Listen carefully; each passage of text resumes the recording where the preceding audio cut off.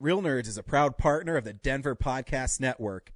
In the shadow of the mountains, we speak. Coming to you from the X-Axis, it's John of All Trades with your host, John X. Welcome to this John of All Trades podcast promo. Each Wednesday, I bring you a brand new interview with someone fascinating and ask the question we all ask when we meet someone new. Hey, what do you do? It's fun, informative, and it's the 2017 Westward Reader's Choice Award winner for Best Denver Podcast. iTunes, Stitcher, and johnofalltrades.us. Oh, hi, podcast listeners. There's many ways you can listen to the Real Nerds podcast. You can subscribe on iTunes. You can also subscribe on Stitcher Radio. You want to send us a Twitter message? You can do that. It's so easy, at Real Nerds. Like us on Facebook, Real Nerds Podcast. You can visit our website, realnerdspodcast.com, where there'll be a lot of articles for you to not only read, but to listen to our previous shows. You can also call us, 720-6nerds5. Thanks for listening, and enjoy the show. Hi, this is Georges Genti, and you are listening to Real Nerds Podcast.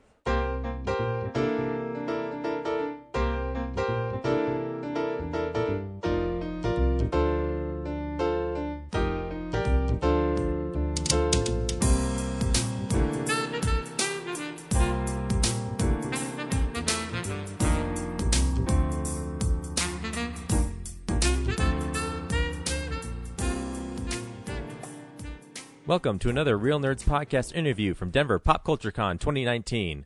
Hope you enjoy. Welcome to Denver Pop Culture Con 2019, live on the floor. It's never going to get any easier. No, I know. It sucks. I really have to think and then about you'll have it. 2020 next year. So we're with a special guest who's helped us out all weekend long. We went to his house of 1,000 corpses, and we were rejected by the devil, so we're good to go. Boo. File it. Yeah. But Kevin, wait, should we just go by your stage name? Or? No, Kevin's fine. Okay. Why don't you introduce our audience to you? Well, my name's Kevin Hansen. I'm best known in the Midwest as impersonating Captain Spaulding from A House of 1,000 Corpses. I do all stages of the costume, from doing the Santa Spaulding to the All-American Spaulding, and I'll even do when he's just dressed normal, with or without makeup. But I also do, because I like to do some kid-friendly stuff, so I'm a kid-friendly clown before 6, and then after 6, there's no guarantees what Spaulding you'll get. So what brings you to Denver Comic Con? Well, I travel with Suzanne Lambden as her companion, and it all started out that the only reason I am doing the clown thing was because I wanted to do more than just be the good-looking booth babe back there. I had to do something more. So that's how the Captain Spaulding came about. Now I'm like the awesome booth babe back there, and it actually helps her sell books, because I'm kind of like the bait, and people come up, and then all of a sudden, about every fifth person that is a huge Spaulding fan will just also get into her books, because she writes some horror type stuff. So yeah, so I would say like an unofficial manager kind of for us, because you brought some very interesting authors to us as well. I do that everywhere I go. The biggest, God, I'm saying too, and being in the military, that's driving me nuts. I do that because I look for people that will interview Suzanne, or even myself if they're into it. And I find that authors get the least credit at these cons than anybody else. Mm-hmm. If anybody's ever sat down and written a book, or seen the time it takes for them to write a book, and their return on it is so minimal compared to a drawing artist or painting artist, or the ones with no talent, the big stars, they get paid buku bucks for stuff that the authors wrote. And, if people are willing to pay that, that's fine. I get it. And so you got these authors, and I'm not putting down all the other forms, don't get me wrong. It all takes talent. But out of all the talent, for some reason, the ones that's the most important to do a movie, to do a book, to do a screenplay, to do whatever, even music, is the authors. And so I really try to push and get at least Suzanne any opportunity she can to shine. And if anybody's ever met her, and anybody that hears that does other podcasts, they're not taking advantage of her, especially her, you're missing out, because she is a wonderful, wonderful character. I couldn't agree more. Last year, as the first time I met her, and we were next to, I don't know if you ever saw the movie The Monster Squad, but it's a movie from the 80s, and they were right next to us, and their manager she was sitting in listening to Suzanne talk, and she told me that was one of the coolest interviews she's ever heard, because Suzanne is just so nice, and she's so good at telling a story. And I think what I like to say, too, is you bring in the authors over is why I like interviewing them so much is they're already great storytellers. So if you give them a little bit, they will give you a story and a great interview. And most authors are introverts, really bad introverts. Oh, yeah. They're almost as bad as some artists that do like paintings and stuff. But like you said, you give them a little bit, they'll take it. I see you got 3 books here from. Yep. Well, one of them I brought out over here, but you had some other authors too. Yeah. Oh no, it's the same guy twice. And I just realized that now. And this is the first time I've met him, but I liked the idea of his book. Yeah. And so I was like, hey, last night, Suzanne, I was like, who else could we get over here? Because I know you guys love it all. You guys are the geeks of the geeks. Yeah. And so am I. But I tend to do the horror stuff, and you'll never see me not do a superhero. I will not do a superhero. I will not do a super villain that's in a comic book unless it's Lobo, just because he blew up his own planet because he pisses his mom. I will do the bad guys. I do the Mountain. I do the real Odin, not the Marvel Odin. I do, stuff like that. Of course, Captain Spaulding, but it'll always be Captain Spaulding, though. Yeah. And it's interesting too because Captain Spaulding, you think of these Rob Zombie movies as kind of smaller movies that kind of have a following, but he's so iconic now that you can put him in with like the Freddys and the Jasons and. Yeah, you're slowly starting to see the artwork of. They'll show all these creatures and these evil guys, and it's still not getting there. But every once in a while, Captain Spaulding's in there, and it's getting there. And I think, too, it's a lot to do with Sid Haig is so great at making you not like him but love him. Yeah. Because he's, like, disgusting in his own way, but there's some sort of charm to him. I don't know what it is. The thing about Captain Spaulding on the movies and Sid Haig, 'cause I've met him on and off, and he's not much different than what Captain Spaulding is. So it's not a stretch. Yeah, and believe it or not, it's funny. I think why we get along. I have a degree in psychology, and he has one as a psychology too. He does the hypnotherapy stuff, and I got a degree in psychology and sociology. And it's funny, we'll get together and we don't even talk about the movie stuff, even though I'll be in costume. We talk about our work. I work with homeless people with mental illnesses and addictions, and he works with, and we both at one time worked with kids. He still works with kids on the psychotherapy stuff. And it's funny that we'll spend 3-4 hours talking nothing but that. And I think that's probably why he, even though I'm in makeup the whole time, probably freaking him out. That's, I think, why he likes talking to me. So behind the sadistic killer is a man who helps children. Yeah. That's amazing. Yeah. So your real job is you help homeless people? Yeah, I work with homeless people. That's awesome. Is they don't let me dress as Captain Spaulding. No. Do you have to wear a suit and tie? No. I kind of dress like the homeless people. I mean, it's jeans, T-shirts, because you're getting down and dirty with them. So gotcha. So what other things interest you then besides helping authors get on our show? Well, I do a lot of photography, mainly around the Wichita area. Everybody sees the photos of the big bands that come through. Metallica, who else has been through lately? Motley Crue, the old bands Foreigner, and all those big bands that come through.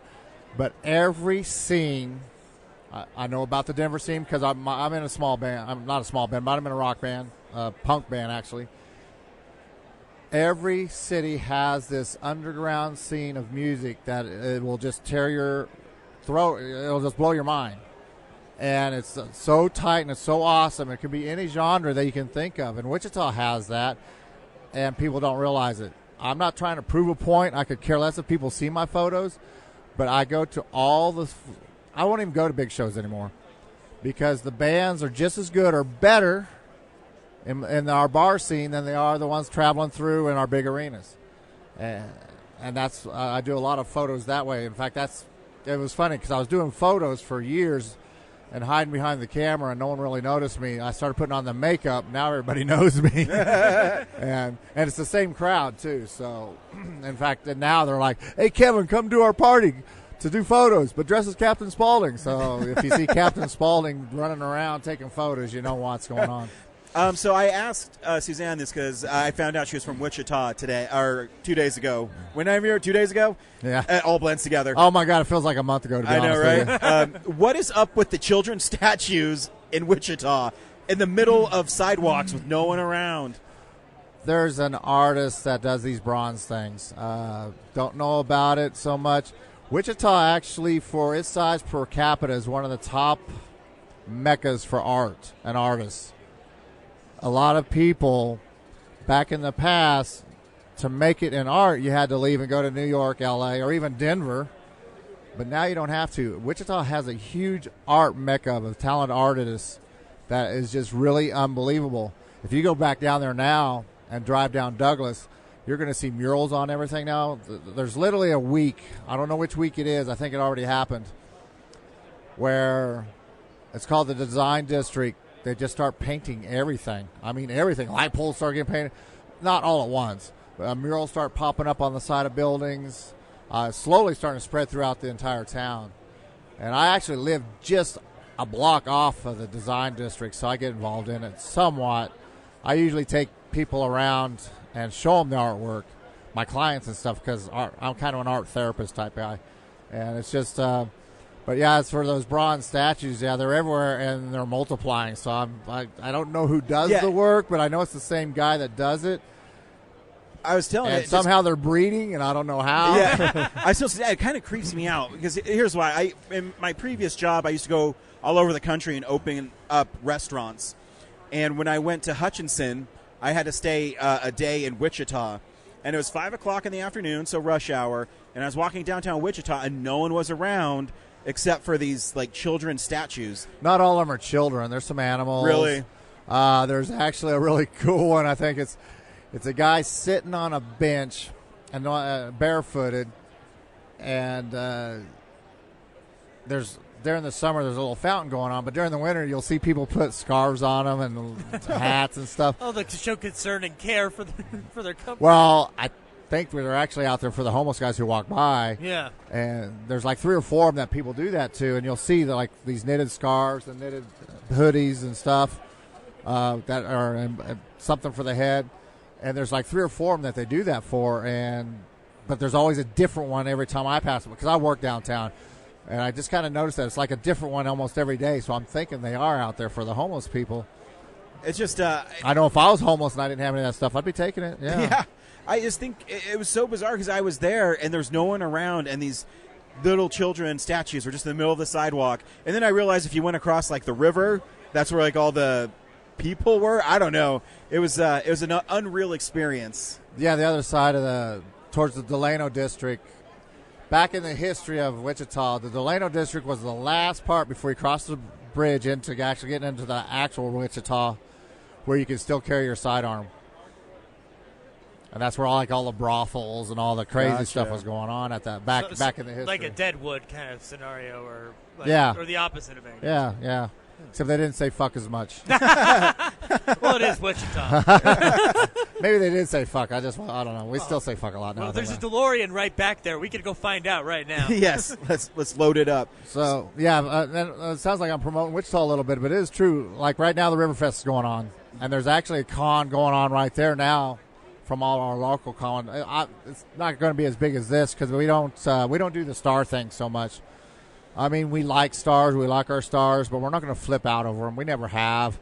That's I think why a lot of people like traveling through Wichita because it's a break for them. Because you could go out and you'll see Harrison Ford because he brings his plane into fix, and we're like, "Hey, what's up? How you doing?" Some people will flip out, but we usually stop them, and it's just like. Like, hey, he's here to get his plane fixed. Who cares? Let the 1997 president go. I've run into others, and I'm like, hey, such and such. I go, yeah, I was sitting next to him. I just started talking to him like, hey, how's your kids? How's your dog? That's what they want to talk about. They don't want to hear about their latest album or movie they just did because everybody's talking about it. Yeah. So is there anything you want to promote for yourself while you're on our show? Well, the biggest thing is the word cosplay and where it's gone and where it's headed. It started out to where cosplay. Think about it. It's costume play.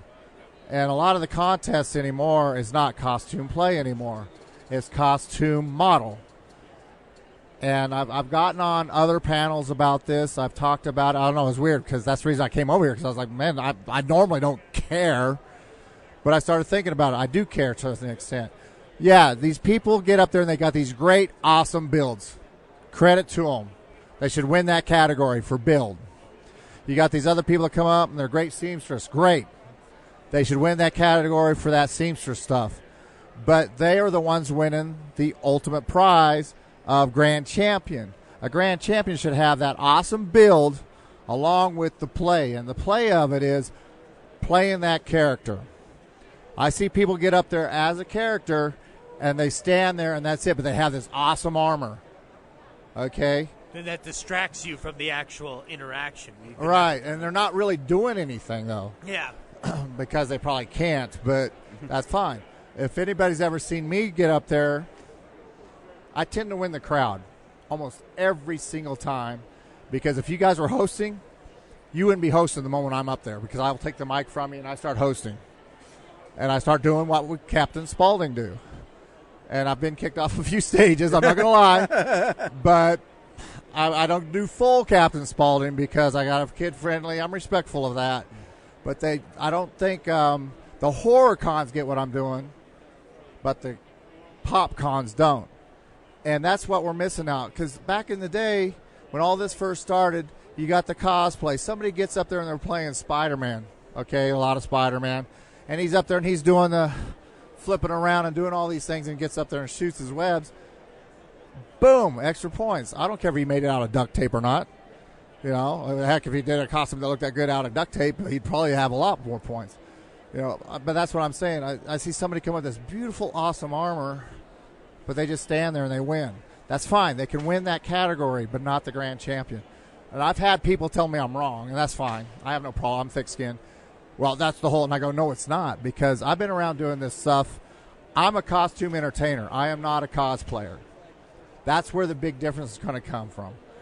If you've ever come to my booths, I'm just not a pretty face. Well, yeah, I am. But but I'm going to do more. I don't know if you've ever seen when a bunch of kids come up with me and do photos.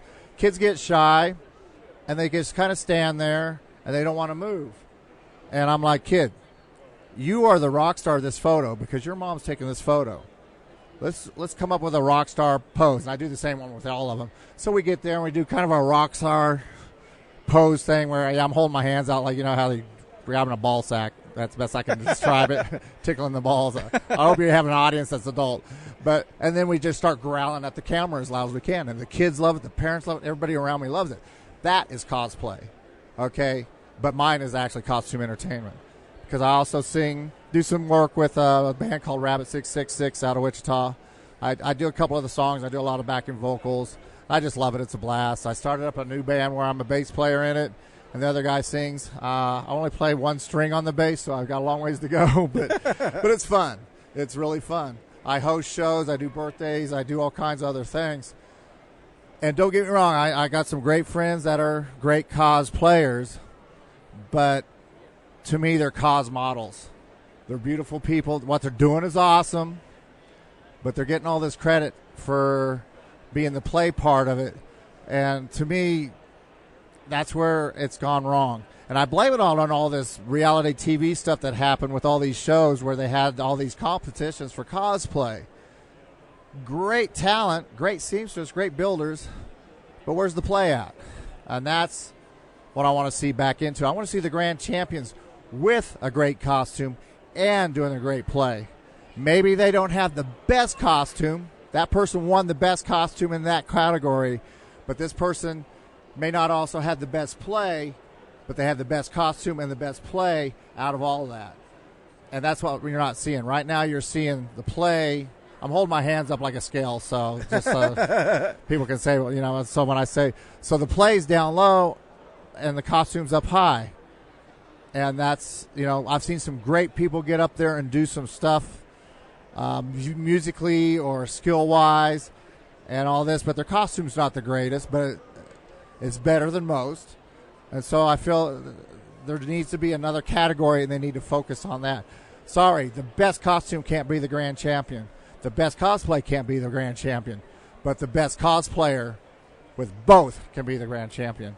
I agree. There should be more categories or a better, because even this one here, I didn't see it, but I saw who won, and I'm like, really?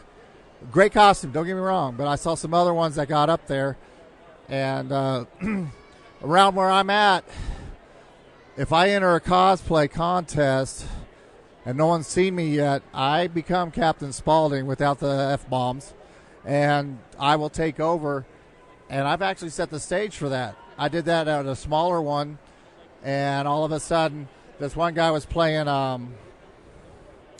the dwarf from Lord of the Rings. I can't remember his name. Oh, John Rhys Davies? I'm talking the actual character, not the guy. Oh, Gimli. Yeah. Sorry, Gimli. I got up there, and he was next, and he's like, oh, my God. So he gets up there, and he talks about the whole bet about who could kill the most, and he had to shave his beard if he lost. Of course, he did lose. So he got up there, and he's doing the whole – and he actually won because he had an awesome costume and the play.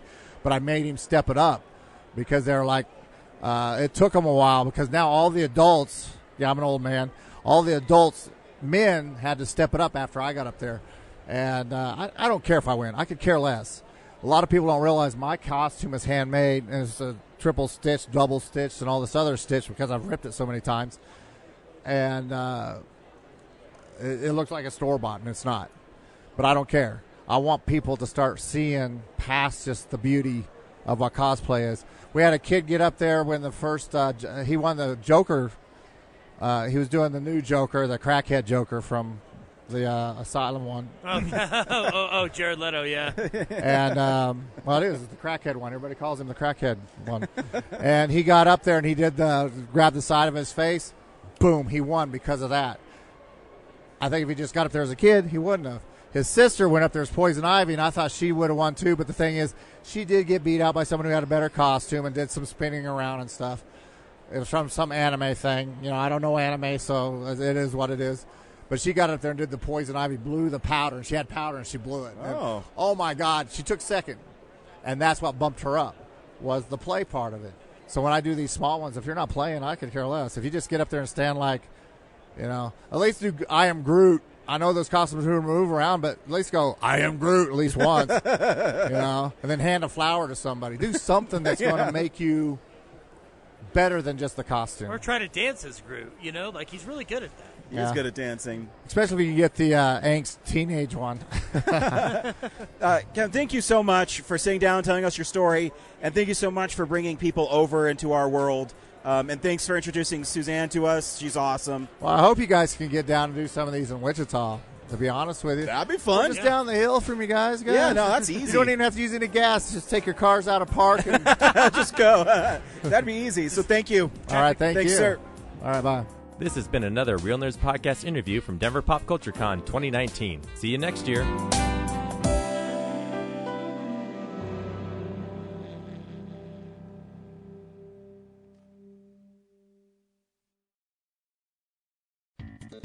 Thank you for listening to this episode of Real Nerds Podcast. Real Nerds Podcast is a production of Nebulous Visions Multimedia. Thank you to Sparks Mandrill and Plan 9 Studios for our kick-ass theme song. Also, if you're in the Denver area and you're looking for a cool place to see movies, we see them at the Alamo Draft House in Littleton and now also in Sloan's Lake. Thank you to Colorado Coins, Cards, and Comics for supplying us with all our comic needs, especially you, Andrew. You know who you are. And a big shout out to James's mom. I'm giving you an electronic hug that you can feel through the airwaves. Thanks for listening, and have a nice day.